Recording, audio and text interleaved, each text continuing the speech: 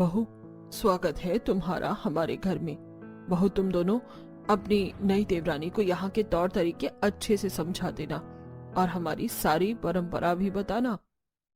जी माँ जी। दिशा, हम तुम्हें तुम्हारा कमरा दिखाते हैं। कितना बड़ा ससुराल है मेरा। मेरी सास और दोनों जेठानी कितनी अच्छी हैं। कहाँ मैं पहले अपने गरीब छोटे से घर में रहती थी, पर यहाँ तो सुख सुविधाओं की सारी चीज होंगी।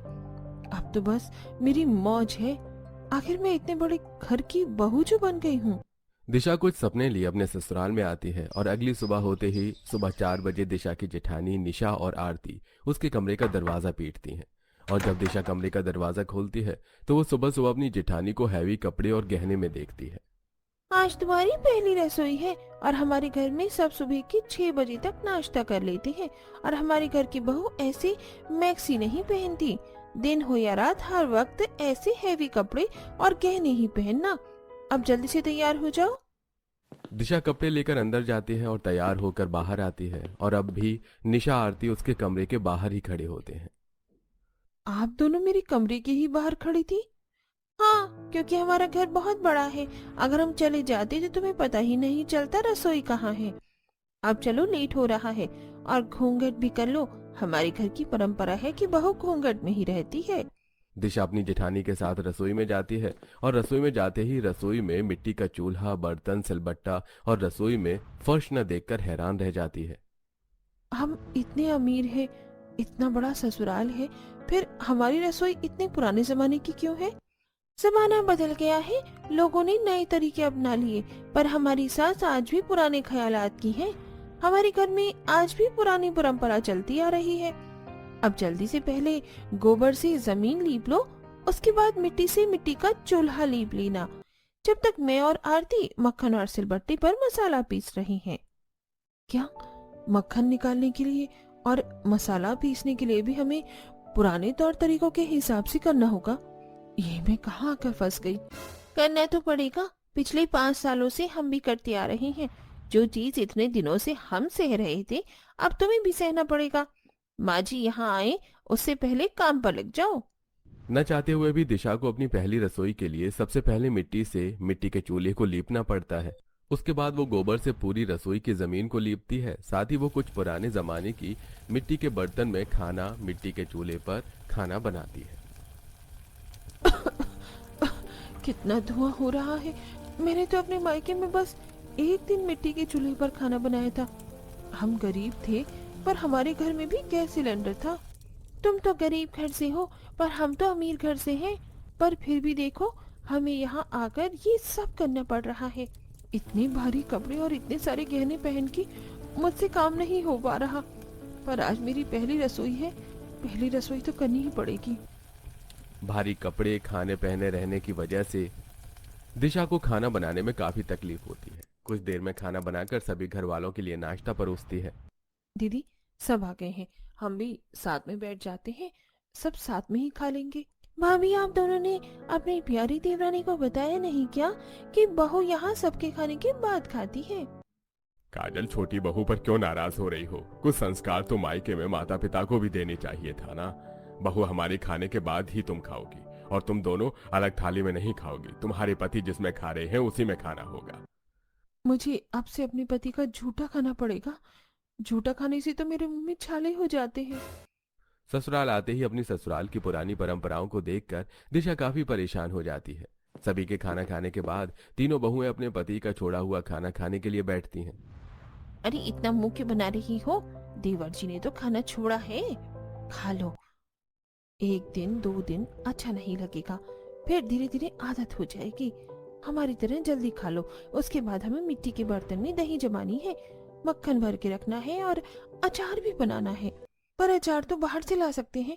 भला अभी के टाइम पर घर में कौन मक्खन और घी बनाता है? हमने तुम्हें बताया था ना, नए जमाने में भी हमारा ससुराल पुराना है। जब ससुराल में कदम रखा तो कितने सारे सपने देखे थे, पर सुबह होते ही सारे सपने टूट गए। जो दिशा ससुराल आकर बहुत खुश थी वो एक ही दिन में परेशान हो जाती है और भारी कपड़े गहने पहनकर अपनी दोनों जेठानी के साथ घर के सारे काम करती है, जिसकी वजह से उसके शरीर में रैशेस होने लगते हैं और रात को सोने से पहले तो सारे गहने उतार कर बिस्तर पर रख देती है और अपने पति से कहती है, देख रहे हो तुम्हारी माँ ने कितने भारी कपड़े और गहने दिए हैं मुझे पहनने के लिए। इतने गहने और कपड़े पहनने की वजह से मुझे रैशेस हो गए हैं। तुम कल अपनी माँ से कहना कि मैं इतने भारी कपड़े और गहने नहीं पहनने वाली। दिशा, यह हमारी घर की पुरानी परंपरा है, मैं इसमें दखल नहीं दे सकता।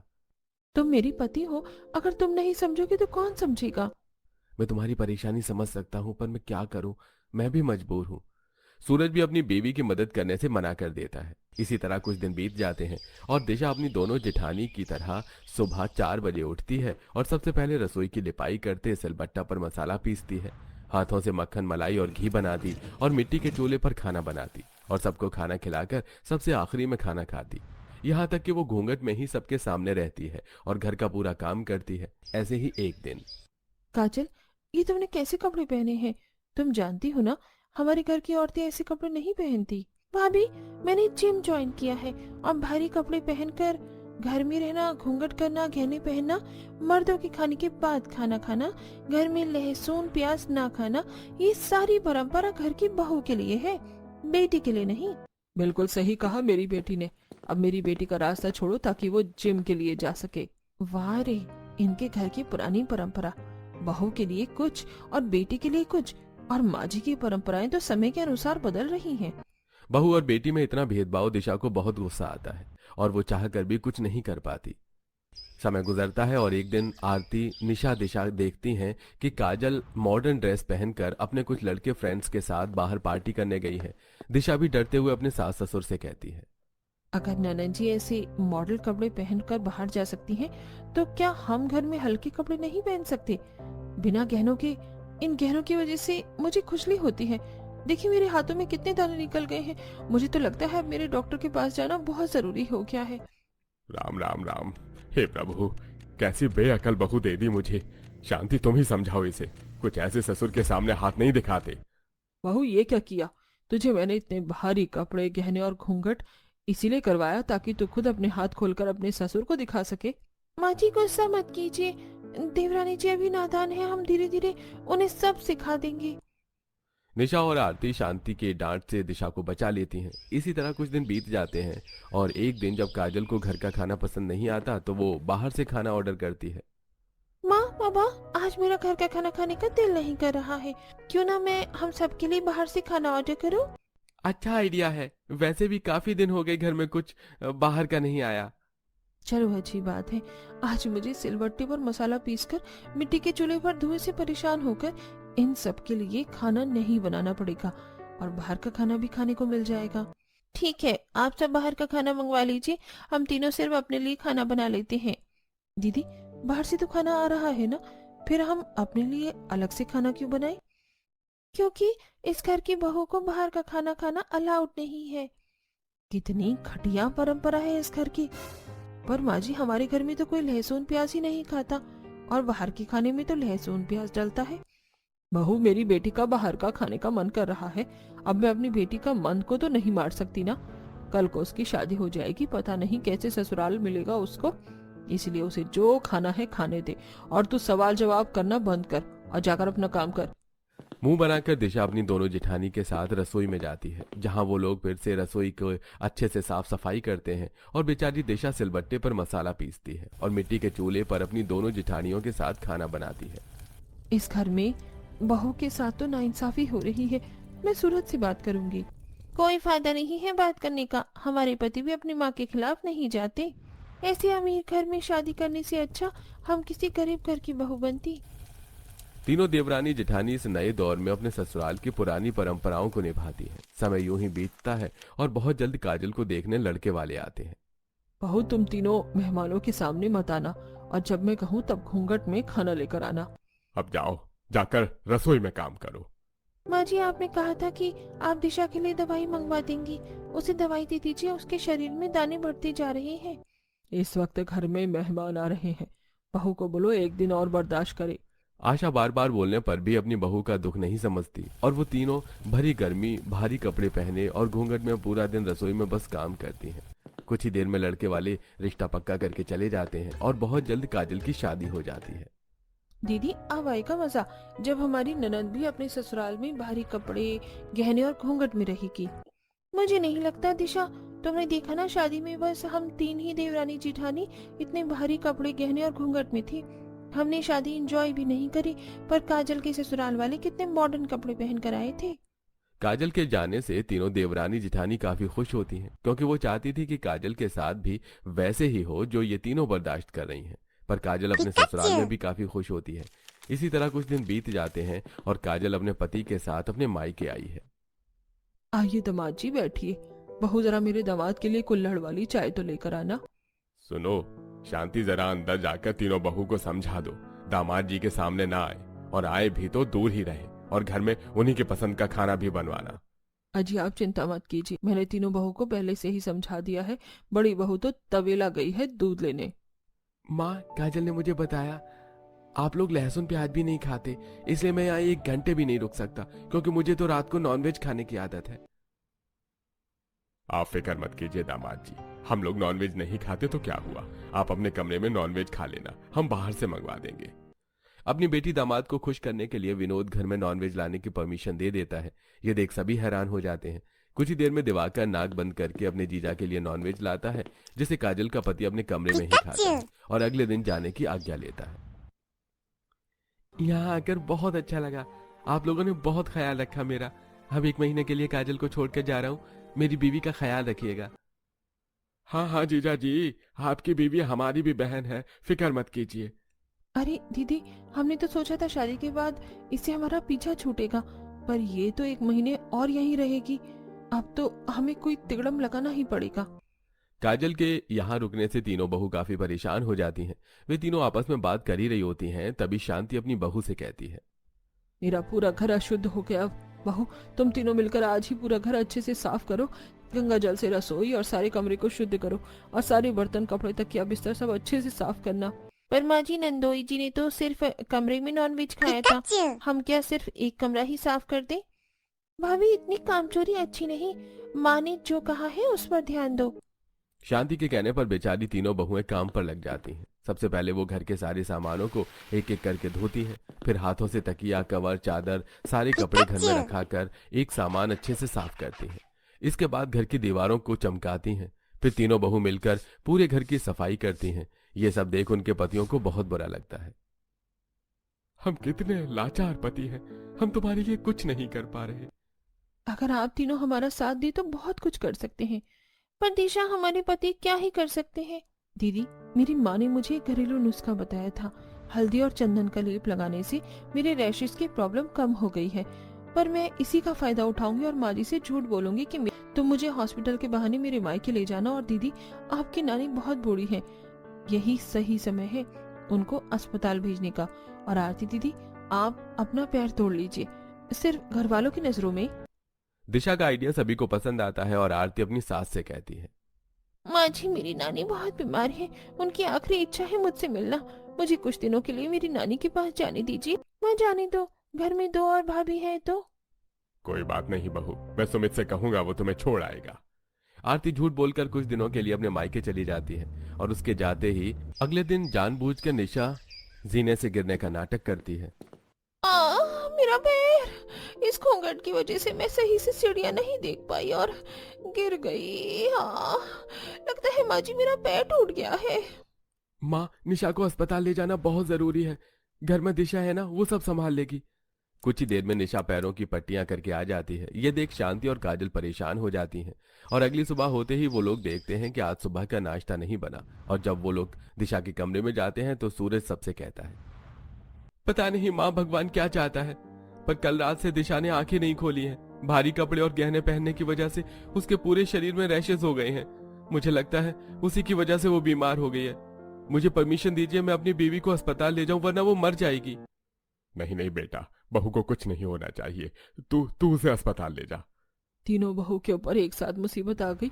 अब घर का काम और हमारी देखभाल कौन करेगा?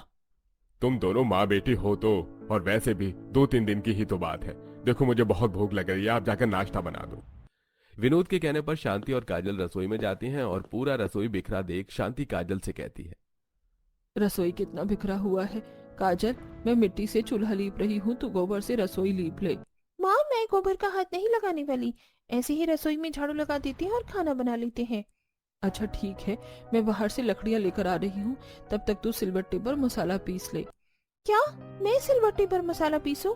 माँ, मेरे ससुराल में मिक्सी है, बाहर से सब कुछ पका पकाया आता है, मुझे बस गर्म करना होता है। मेरी बस की नहीं है इतनी मेहनत करना। एक काम करो, बाहर से मसाले मंगवा लो। शांति की उम्र हो चुकी थी और काजल पुरानी परंपराओं को निभाना नहीं चाहती थी। इसलिए शांति बाहर से मसाले मंगवा लेती है और खुद घर में खाना बनाती है। तो वहीं खाते हुए विनोद, सूरज, दिवाकर शांति से कहते हैं, माँ, आज रोटी सूखी है, तुमने आज मक्खन नहीं निकाला क्या? जो मिल रहा है खा ले।